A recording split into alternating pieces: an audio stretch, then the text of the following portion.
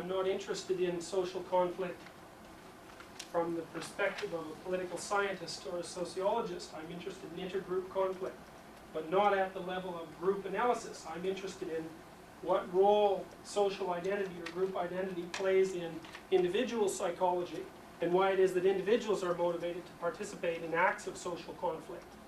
I am using for an example here the Holocaust.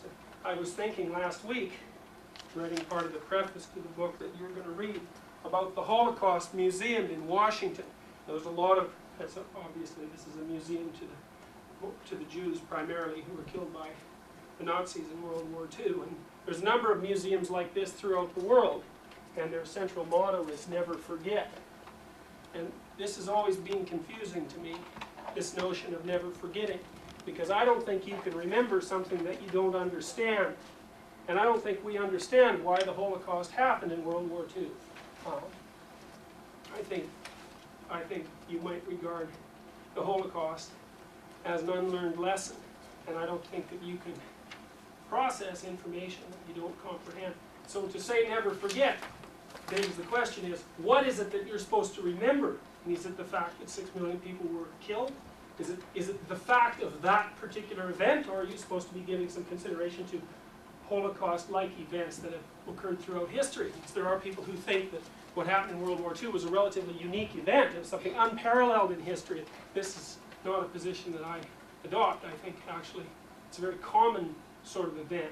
It was perhaps, it was the event of that sort that has proved most shocking to the European conscience, so to speak. But it hardly strikes me as unique.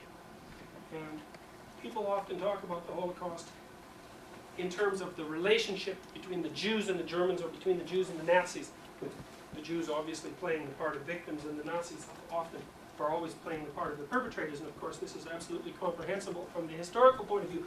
But it also strikes me that if what we remember is that the Nazis killed the Jews, that we're already on the road to making a mistake that's similar to the mistake that was made, that led to the Holocaust to begin with, which is to identify characteristics that lead to patterns of action of that sort as characteristics of groups, identifiable groups.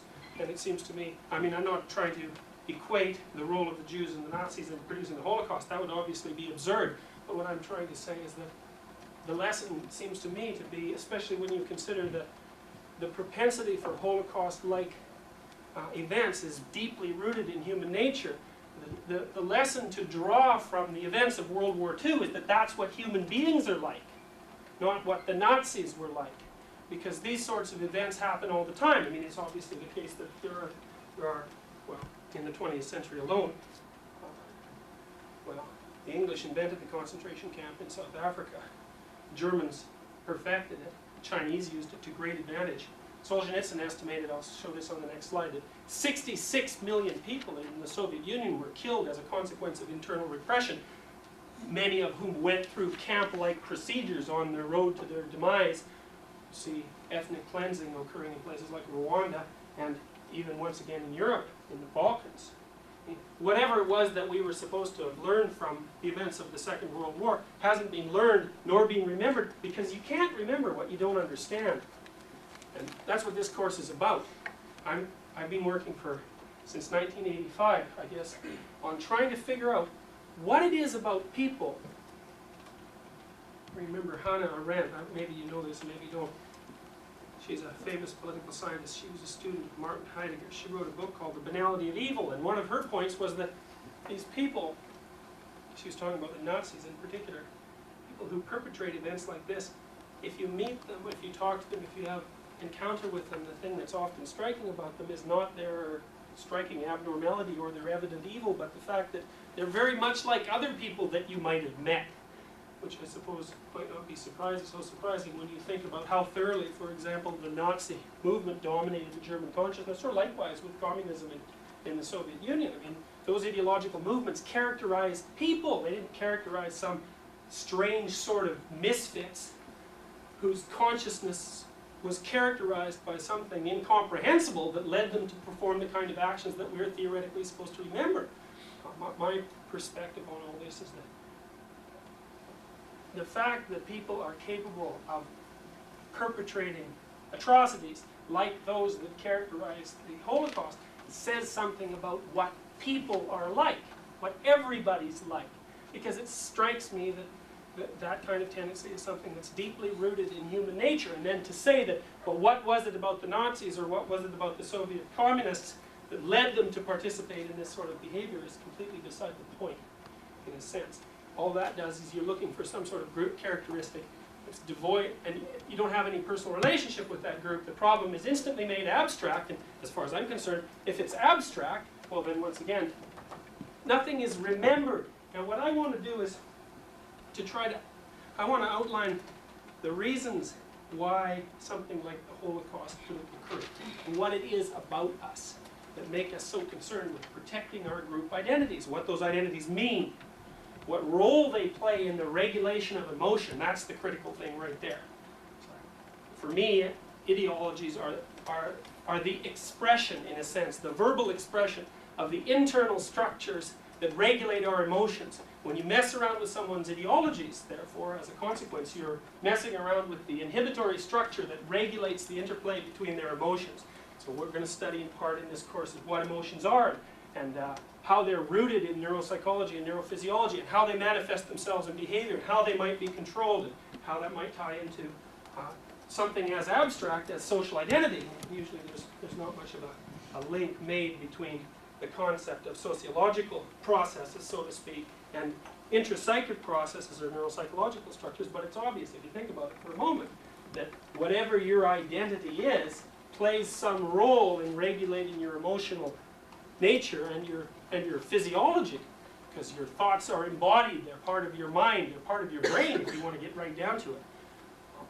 People have belief systems, and they'll do anything to protect them, and I find that peculiar. What is it that's so important about a belief system that would lead people to do things, normal people as far as I'm concerned, to commit acts that under normal circumstances would be conceived of as incomprehensible even by those people? So I also hope to make, as I said, I want to make the lessons here personal. I'm not interested in discussing the issue from the abstract perspective, because I don't think that an issue of this magnitude deserves to be discussed at an abstract level. It's not an abstract problem. It's something, there's something peculiar about us that we have to learn to control, because as far as I'm concerned, we're too technologically powerful to remain at the whims of the uncomprehended aspects of our nature. So we think that if we can predict the behavior of something, that we understand it. So, in peace, when we observe ourselves acting peacefully, we presume that we've got ourselves under control, that we actually do understand each other, because we can predict the behavior of others and we can predict our own behavior. And that deludes us into thinking that therefore our models of ourselves are actually accurate representations of what we're like. Well, the problem is, in wartime, we don't act like we do in times of peace, but then, of course, during wartime, when people are committing violent or socially aggressive acts, they don't really have all that much time to sit around and self-reflect. So it's not a time to be building models about who it is that you are and why it is that you're that way. You're too busy doing whatever it is that you happen to be involved in to protect your territory, or to take someone else's territory, or to expand your ideological dominion, or whatever it is. In peaceful times, we look at ourselves and we see ourselves behaving peacefully and predictably and nicely, and we make the presupposition that as a consequence, that's what we're like, and that we also understand ourselves.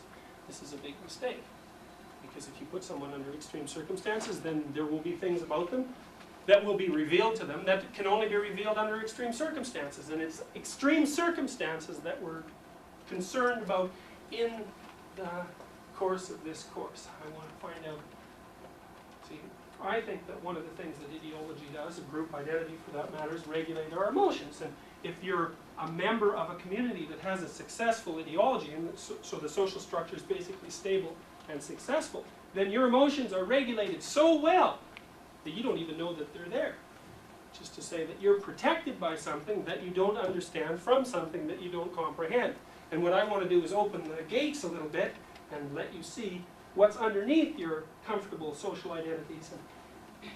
what it is that you're protected from by the weight of your history.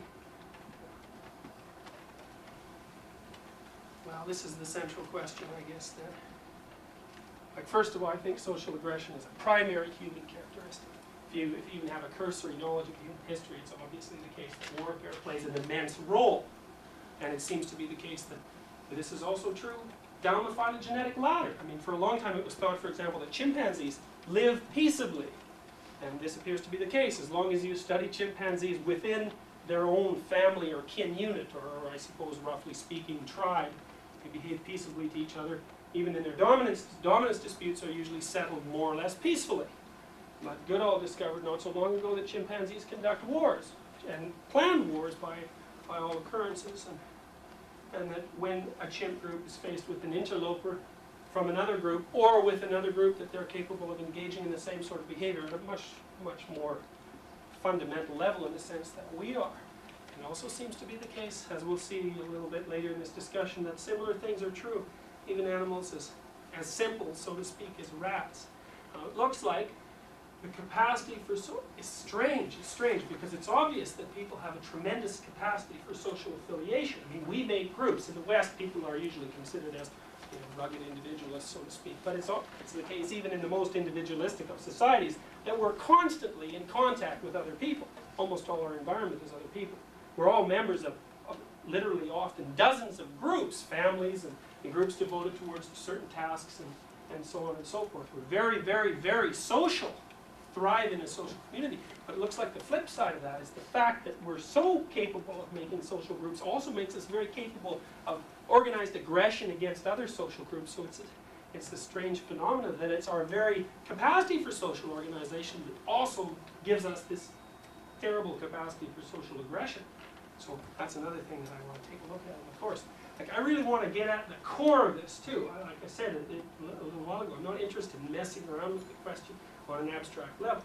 I want to end the course with a concrete answer about why it is that people are capable of doing the sorts of things that characterize Nazi behavior, say, during the Holocaust. I want to make that so crystal clear that you can map out the argument from presupposition A to conclusion D, so that it's socially and personally applicable, and so that you also get a glimpse, perhaps, of what might be necessary from the perspective of personal and interpersonal conduct to alleviate the likelihood that you'll get trapped into doing something like that. So one of the things you pointed out, because he was very concerned with the events of the Second World War and social aggression in general, he said, what you have to understand is that these great evils tend to take place one small step at a time.